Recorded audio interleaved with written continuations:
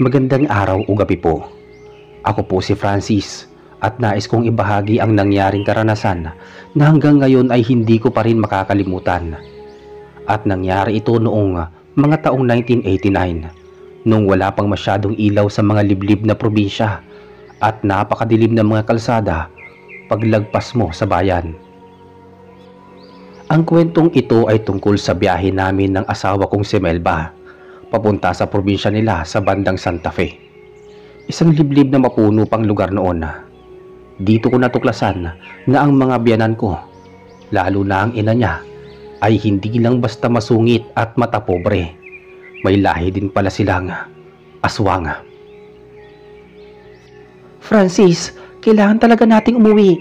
Masyado nang matagal mula nung huli nating dalaw sa kanila.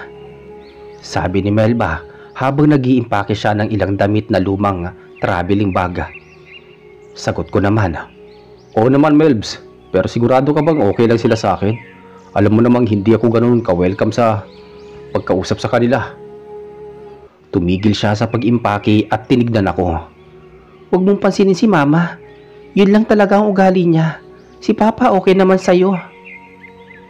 Pero sa loob-loob ko, hindi ang pagiging masungit ng biyanang ko ang problema. May kakaiba sa mga kilos nila na hindi ko mapaliwanag. Nakita ko na rin yun noong unang bisita namin 2 taon ang nakalipas. Para bang may mga tingin sila na malamig, parang sinusukat ka mula ulo hanggang paa. Lalo na ang nanay niya na si Remedios, nakilala sa buong barangay bilang suplada, misteryosa at halos hindi lumalabas tuwing araw. Pero dahil ayoko makasagutan si Melba, pumayag ako. Kinabukasan, maaga pa lang ay bumiyahe na kami. Sumama sa amin si Nathan, ang pinsan ni Melba, na palaging napapabalita ng mga kakaibang nangyayari sa kanilang probinsya. Kasunod niya si Wilma, na palaging kinakausap ni Melba para maaliw siya sa mahabang biyahe. Mag-alas 11 pa lang ng umaga nang makaalis kami. Sumakay kami ng lumang jeepney na biyaheng papuntang Santa Fe. Hindi pa uso ang mga aircon van noon, kaya ang jeep ang tanging sasakyan ng lahat ng naglalakbay papasok ng liblib na lugar. Tahimik ang paligid habang tumatakbo ang jeep. Paminsan-minsan, may nadaraan ang mga puno ng akasya na animoy, mga higanting nakayuko. Pinagmamasdan kami habang tumaraan. Puro lupa pa ang daan at halos umaalog ang kaluluwa ko sa bawat lubak na nadadaanan namin. Kuya Francis, pagdating natin sa baryo, huwag kang masyado magpakita ng takot ha. Bulong ni Nathan. Bakit naman ako matatakot? Uuwi lang naman tayo. Nagkatinginan sila Nathan at Wilma. At sabi ni Wilma, hindi sa tinatakot ka namin, pero may mga gabi talaga dito sa amin na alam mo na, may mga aswang na gumagala. Napangiti ako ng pilit. Mga kwento lang yan. May mga naririnig din ako pero hindi kwento ang sinasabi namin. Putol ni Nathan sa aking sasabihin pa sana. Totoo sila at kadalasan nagiging aktibo sila pag may bisitang tagalungsod. Doon ako bigla kinilabutan. Hindi ko alam kung nagbibiro siya o hindi, pero seryoso ang tingin nila pareho. Sumingit naman si Melba. Tama na yan Nathan. Pabayaan nyo na muna makapag-adjust si Francis. Wala namang mangyayari sa atin eh. Nasa bahay naman tayo ni na Mama, mamayang hapon. Tumango si Nathan, pero halata pa rin ang kaba sa mga mata niya. Alas 5 na ng hapon nang marating namin ang baryo.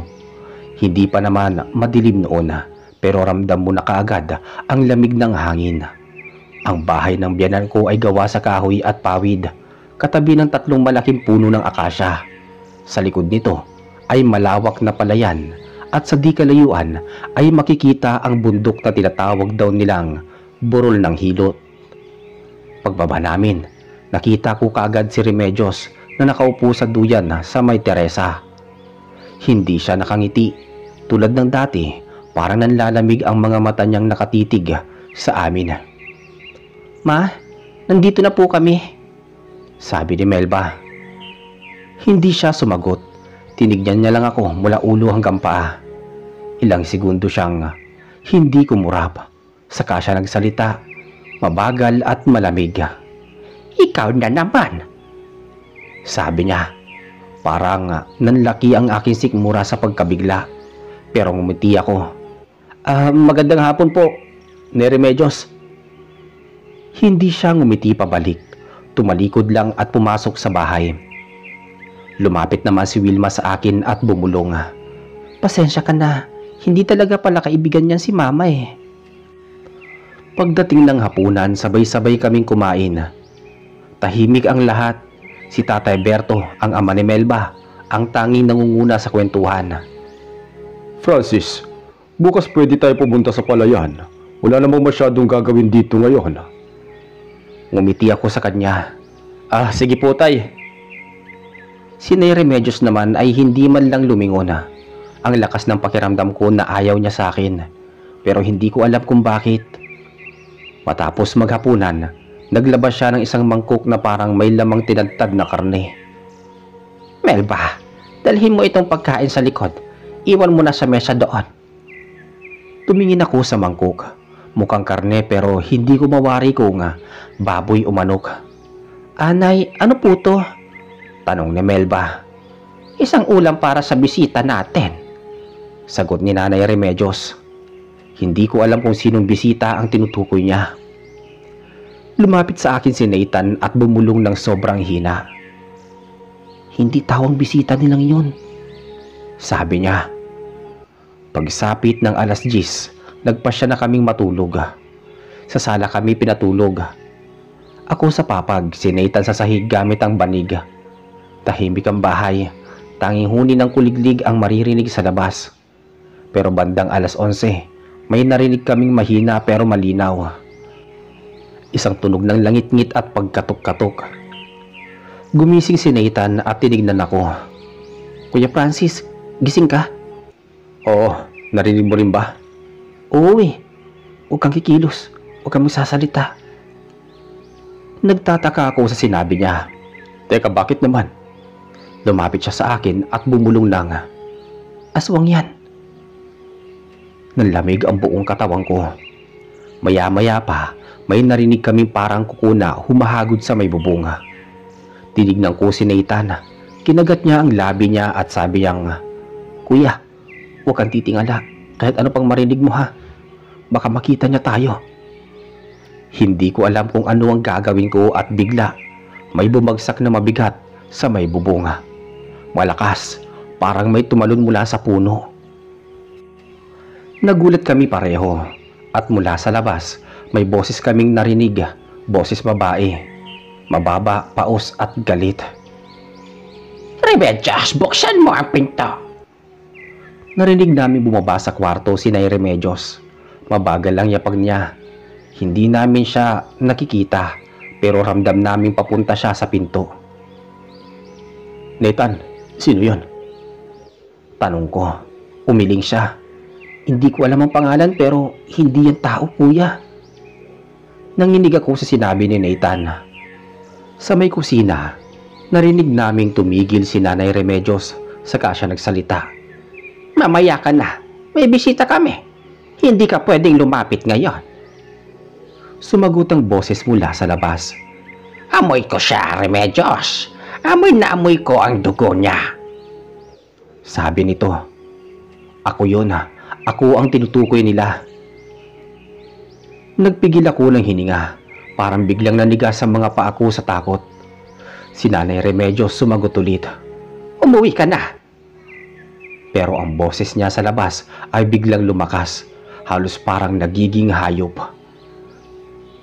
Sumagot naman ang kausap niya. Gutom ako. Gutom na ako. At doon nagsimulang manginig ang buong dingding ng bahay.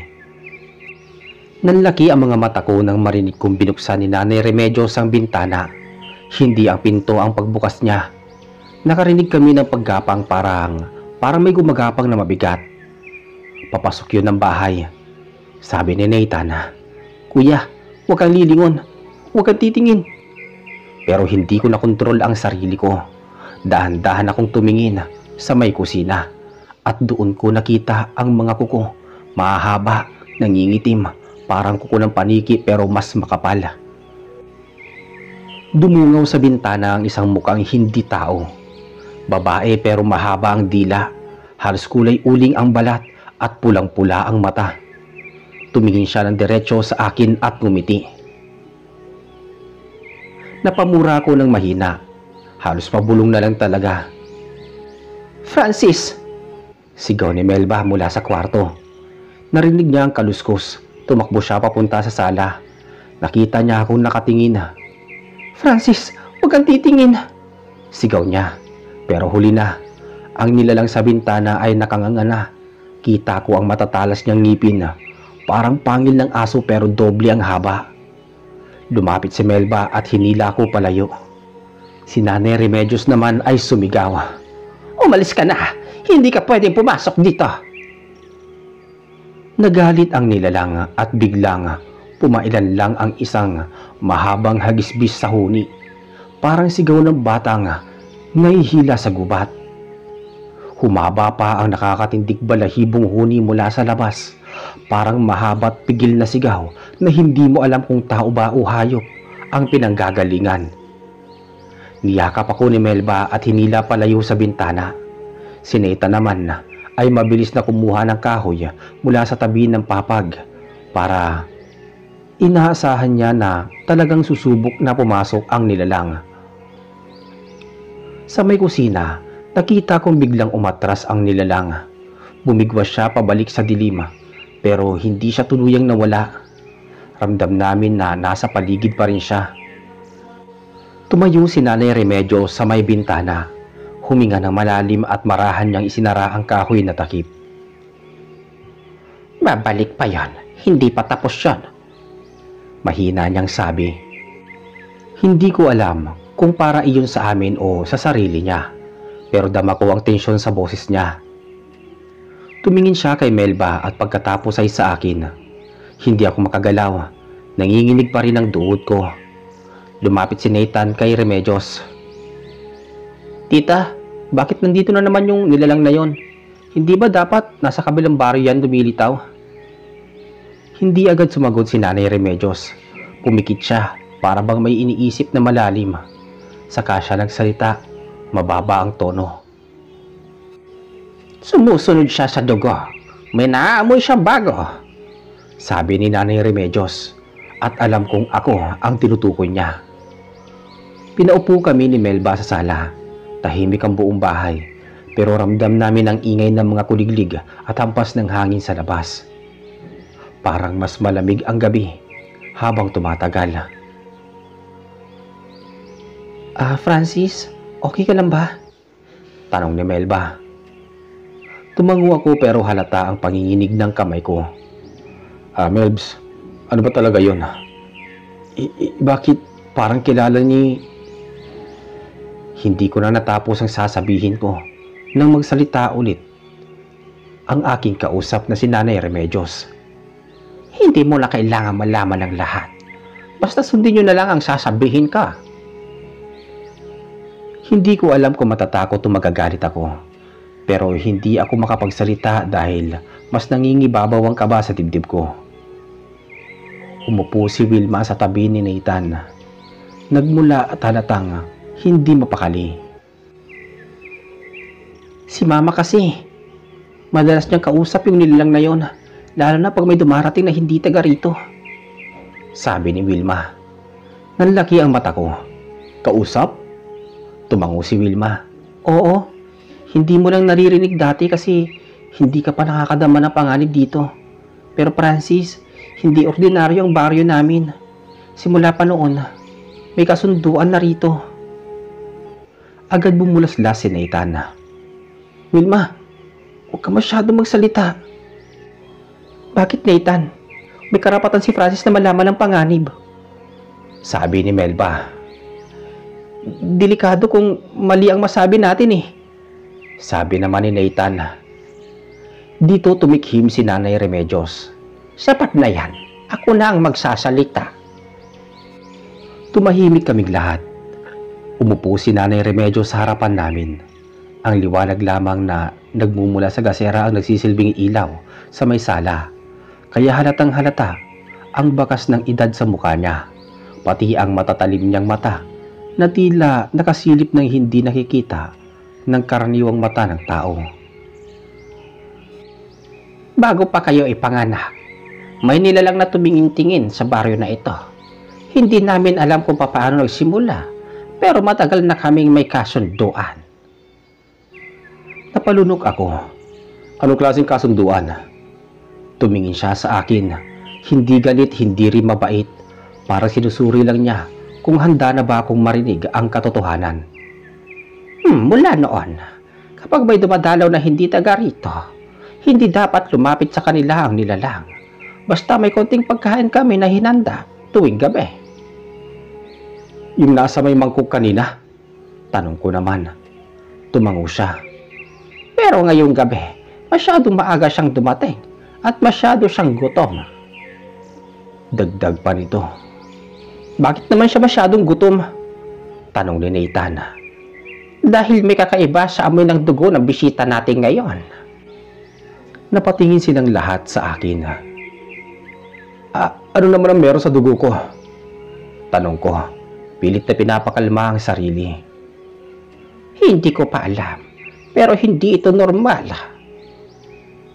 Hindi ko alam kung ano ang ibig niyang sabihin, pero ramdam kong hindi iyon biro. Bago pa kami makapag-usap-usap pa, biglang may malakas na lagapak sa may bubunga. Napatayo kaming lahat. Yun na naman siya, sabi ni Nathan. Nagsimulang gumapang ang ingay sa bubunga, mas mabigat kaysa kanina. Parang may gumagalaw na hayop na mabigat. Tunog na halos sumisira sa lumang kahoy. Francis, dito ka, sabi ni Melba. Hinila niya ako palapit sa kanya. Si Nanay Remedios ay lumapit sa altar sa gilid ng sala. Kumuha siyang na maliit na bote na parang may langis. Wilma, sindihan mo ang isa pang gasera, utos niya. Agad tumalima si Wilma. Nanginginig pa ang kamay. Sa labas naman may narinig kaming mababang tawa. Boses babae, matinis, parang natutuwa. Remedios, ayoko ng pagkain mo, gusto ko siya, sabi nito. Hindi ko kinaya at napasabunot ako sa aking buhok. Melba, bakit ako? Bakit ako ang gusto niya? Hindi sumagot si Melba, pero mahigpit niya akong hinawakan. Makalipas ang ilang segundo, huminto ang ingay sa may bubong. Tahimik, sobrang tahimik. Para bang naghihintay ang lahat ng bagay sa paligid. Tapos sunod-sunod na pagkalabog. 3 beses mabagal. Wala ni isa ang gumalaw.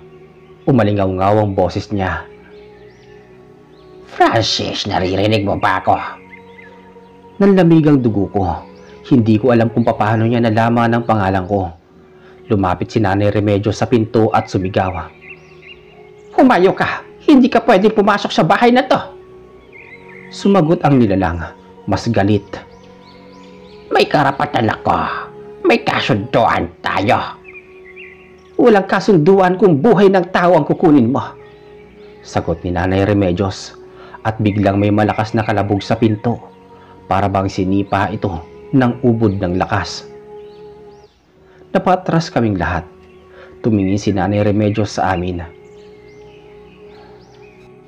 Hindi ito titigil hanggat hindi niya nakukuha ang gusto niya, sabi ni Nanay Remedios. Anong gagawin natin? Tanong ko. Kailangan nating umalis bago sumikat ang araw. Hindi ligtas ang bahay na ito ngayong gabi. Agad na kinuha ni Nathan ang lamp. Sa gilid ng sala, si Wilma ay nag-impake ng mga kumot at tubig. Si Melba naman ay tinulungan akong tumayo at binigyan ako ng makapal na jacket kahit hindi naman malamig ang panahon. Bakit kailangang umalis?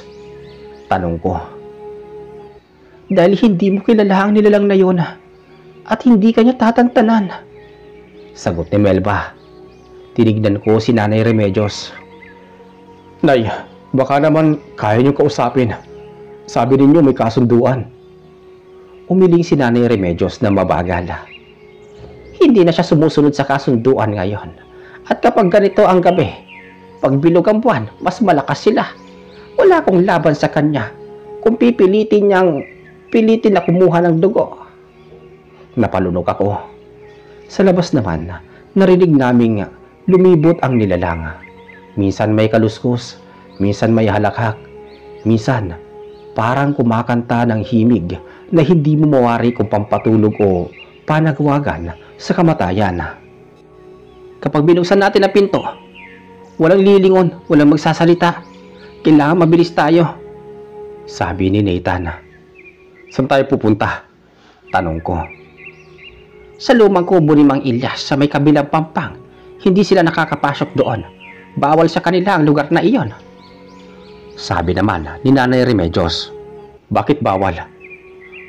Hindi sumagot si Nanay Remedios at doon ko lalo naramdaman na may mas malalim pa pala na lihim ang pamilyang ito kaysa sa inaamin nila. Tumayo si Nanay Remedios sa harap ng pinto. Hawak niya ang bote ng langis. Tinapik niya ako sa balikat at bumulong. Francis, kapag may nakita kang anino o narinig mo tinawag ka, huwag kang titingin kahit ano pa ang sabihin niya. Tumango ako kahit ang lalamunan ko ay parang naglalaway sa takot. Handa na ba kayo? Tanong ni Nanay Remedios. Tumango si Nathan, Wilma at Melba at mahigpit ang hawak sa kamay ko nito. At habang hinahawakan ni Nanay Remedios ang tarangka ng pinto, narinig namin ang boses ng nilalang. Sobrang lapit. Halos nasa tapat lang namin. Handa na rin ako. At pagkatapos ay tumawa siya. Isang mahabang tawang parang mula sa hukay. Hinawakan na ni Nanay Remedios ang tarangka. Dahan-dahan niyang binuksan ang pinto habang hawak ang bote ng langis. Ramdam kong bumilis ang tibok ng puso ko. Si Melba ay mahigpit pa rin ang kapit sa kamay ko. At si Nathan ay nakahanda ng hawak na kahoy na parang isang sandata. Si Wilma naman nasa likod naming tatlo, bitbit ang maliit niyang bag. Pagbukas ng pinto, bumungad sa amin ang malamlam na liwanag ng buwan at ang maitim na silhwete ng mga puno sa paligid. Wala kaming nakitang nilalang, wala rin kaming narinig, pero ramdam naming may nanonood sa amin. Lumakad lang, walang lilingon, sabi ni Nanay Remedios. Malamig ang hangin, pero mas malamig ang pakiramdam ko sa baybatok. Para bang may sumusunod. Habang naglalakad kami papunta sa likod ng bahay, biglang sumipol ang hangin. Kasunod noon ay may marahang halakhak na mula sa puno ng mangga. Hindi kami tumigil, mas binilisan pa namin ang hakbang. Dire-diretso lang, malapit na tayo sa likod ng bahay, sabi ni Nathan. Pagdating namin sa likuran, nakita ko ang makitid na daan ang dinadaanan daw nila kapag kinakailangan nila na pumunta kay Mang Ilyas. Makitid ang daan pero puro damo at mga ugat ng puno. Tila walang tao doon sa tagal ng panahon. Dito tayo dadaan? Oo, walang ibang ruta eh. Nagsimula kami bumaba sa medyo madulas na hagdan na lupa. Pero bago pa kami makalayo, may biglang bumulong mula sa kadiliman. Napakalapit sa tenga ko. Tinawag nito ang aking pangalan. Napatigil ako ng bahagya. Parang may malamig na hangin na dumampi sa aking lieg. Pero agad akong hinila ni Melba. Huwag kang hihinto, sabi niya. Hindi ako lumingon. Hindi ako tumingin. Pero alam ko, nasa likod lang namin siya. Habang naglalakad kami, mas lumalim ang dilim. Hindi man lang sumasayad ang liwanag ng buwan sa daanan namin dahil natatakpan ito ng mga sanga ng puno. Minsan may kaluskos sa kaliwa, minsan sa may kanan, pero mas hindi kami tumigil. Nang bigla, may bumulong muli. Melba, bakit siya? Wika nito. Napaigpit ng gusto ng hawak si Melba sa akin. Halos mapiga niya ang braso ko. Nay, bakit siya kinakausap ng nilalang? Tawag ni Melba kay Nanay Remedios. Wala nang sagot-sagot. Lakasan niyo ang loob ninyo. Sagot ni Nanay Remedios. Pero hindi ko napigilang magsalita. Ano bang meron sa dugo ko? Bakit ako ang hinahanap ninyo? O nila? Tumigil saglit si Nanay Remedios at tumingin ako. Kahit sa dilim, ramdam kong seryoso ang tingin niya. Francis, may lahing hindi mo alam na dala mo. Hindi ka tinatakot pero matagal nang alam ng mga kagaya niya na may kakaiba sa iyo. Hindi ko alam kung ano ang ibig niyang sabihin dahil agad na may malakas na paglagabog na narinig namin mula sa ibabaw ng mga puno. Napatingala kami. Sa tuktok ng isang malaking puno, may aninong gumagalaw. Mahaba ang buhok. Ang mga kamay ay nakasabit sa tenga na parang paniki. At ang mga mata, kulay pula. Hindi namin nakita ang buong itsura niya, pero sapat na ang korte ng katawan niya para kilalanin iyon. Babae ngunit hindi tao. Bilisan ninyo! Sigaw ni Nathan. Naglakad kami ng mas mabilis. Halos tumatakbo na. Narinig namin ang tunog ng mga sanga na nagbibitakan sa lakas ng paggalaw ng nilalang sa ibabaw namin. Para siyang sumusunod sa amin mula sa taas. Hindi na ako nagtataka kung bakit ayaw nilang umuwi ka dito. Bulong ni Wilma sa likod namin. Hindi ligtas para sa'yo, Francis. Pagkalipas ng ilang minuto, bumungad sa amin ang ilog. Maliit lang ito pero kailangan naming tawirin. Sa kabilang pampanga, naroon ang kubo ni Mang Ilyas. Malapit na tayo, sabi ni Nathan. Nakatayo kami sa gilid ng tubig nang biglang huminto si Nanay Remedios. Tumingin siya sa paligid. Para bang may nararamdaman siya na hindi namin nakikita. Hindi siya bababa sa tubig, pero pwede siyang tumingin mula sa taas. Wika niya. Nagkatinginan kami. Tumawid na kayo. Ako ang huling tatawid. Utos ni Nanay Remedios. Unang tumawid si Nathan pagkatapos si Wilma. Ako naman ang kasunod. Si Melba naman nasa likod ko. Pero habang nasa gitna na kami ng ilog, biglang may nalaglag na malaking bagay mula sa taas. Tumilapon ng tubig pataas. Francis! Sigaw ni Melba. Halos mawala ako sa balanse sa lakas ng bagsak. At mula sa likod namin, may boses na umalingaw-ngaw. Galit na galit. Hindi ka makakatakas. Francis, huwag kang titingin. Sigaw ni Nanay Remedios. At doon ko napagtanto, hindi sa taas nang galing ang boses, kundi sa mismong paligid ng ilog. Pagdating namin sa kabilang pampanga, sinalubong kami ng amoy ng tuyong dahon at usok. Maliit lang ang kubo ni Mang Ilyas. Lumang kahoy, may bubong na pawid at may mga lumang anting-anting na nakasabit sa labas. Pagdating namin, agad na binuksan ni Nathan ang pinto. Pasok, bilis! Sabi niya. Pumasok kami isa-isa. Ako ang nasa gitna, si Melba ang nakahawak pa rin sa akin. Pagkapasok ni Nanay Remedios, mabilis niyang sinara ang pinto at nilagyan ng kahoy na panangga. Sa wakas nakahinga na ako ng kaunti, pero hindi ibig sabihin nito ligtas na kami. Kasi nang tumingin ako sa bintana, may dalawang pulang mata na nakasilip mula sa dilim. Nagkatinginan sina Melba at Nathan, Wilma at Nanay Remedios, habang patuloy na umiihip ang malamig na hangin mula sa labas ng lumang kusina. Ramdam ni Melba na may gumagalaw sa ilalim ng sahig. Parang may humahaplos na mga huko sa kahoy. Hindi niya na alam kung guni-guni lang ba o talagang may umaaligid sa kanila. Umiling si Nathan, pilit na nagpapakatatag pero halatang kinakabahan. Relax lang, Melba. Baka daga lang yan.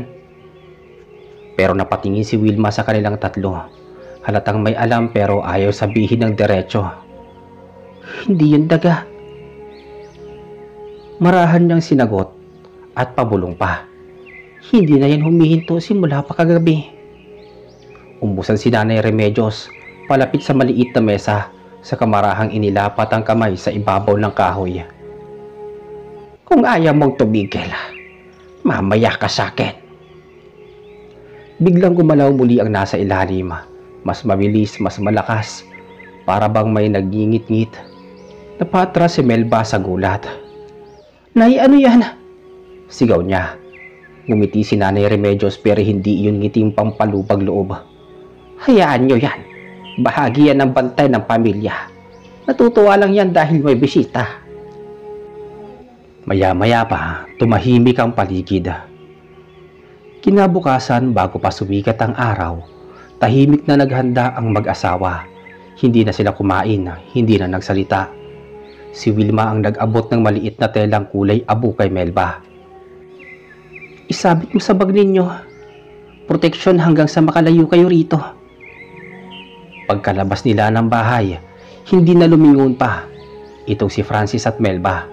Takot siyang makita muli ang nilalang o ang aninong naghihintay sa likod ng mga puno. Tinawag sila ni Nanay Remedios bago tuluyang umakyat sa may jeep. Francis. Lumingon siya kahit ayaw niya.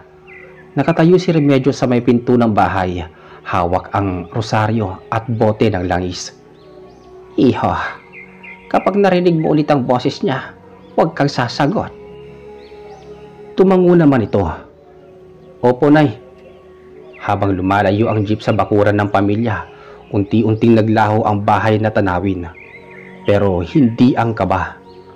Pagdating nila sa kalsadang may paliko, biglang umihip ang hangin mula sa kakahuyan. Mahina lang pero dala nito ang pamilyar na boses. Napakapit si Melba sa kamay niya. Huwag kang sasagot. At hindi na siya sumagot. At sa kauna-unahang pagkakataon mula nang dumating sila, unti-unting nawala ang hangin hanggang sa tuluyang tumahimik ang paligid. At doon nagtapos ang kanilang biyahe.